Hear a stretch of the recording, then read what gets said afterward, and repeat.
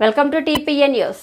ములుగు జిల్లా కేంద్రంలోని sun Risers high స్కూల్లో తెలంగాణ రాష్ట్రంలో గొప్ప చరిత్ర కలిగిన బోనాల పండుగను స్కూల్ ప్రిన్సిపాల్ పెట్టెం రాజు ఆధ్వర్యంలో స్కూల్ పిల్లలతో కలిసి ఘనంగా నిర్వహించడం జరిగింది. ఈ సందర్భంగా వారు మాట్లాడుతూ తెలంగాణ ప్రజలు తమ సంస్కృతికి చిహ్నంగా భావిస్తూ అత్యంత వైభవంగా జరుపుకునే పండుగ బోనాల పండుగ అని, తెలంగాణలో జరుపుకునే బోనాల పండుగకు శతాబ్ది కాలం నాటి చరిత్ర ఉన్నదని తెలియజేశారు.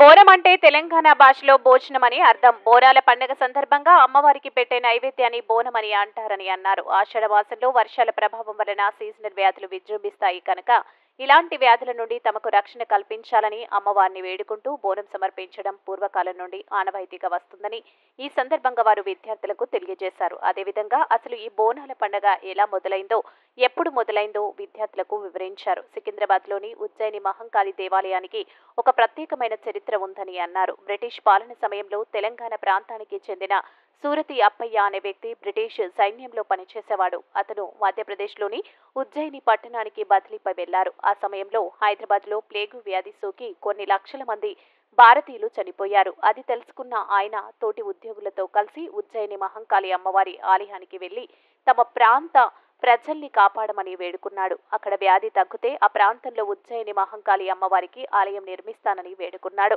అతను వేడుకున్నట్లుగా ప్లేగు వ్యాధి తగ్గి ప్రజలు సుఖ సంతోషాలతో జీవించసాగారు.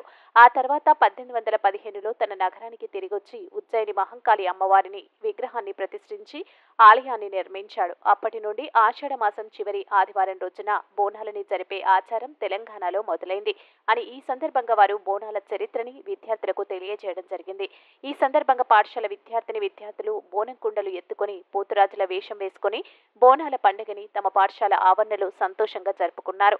ఈ కార్యక్రమంలో పాఠశాల వైస్ ప్రిన్సిపల్ బలుగురు జనార్దన్, సురేష్, శివ, మహేష్ మరియు స్కూల్ స్టాఫ్ అందరూ పాల్గొన్నారు.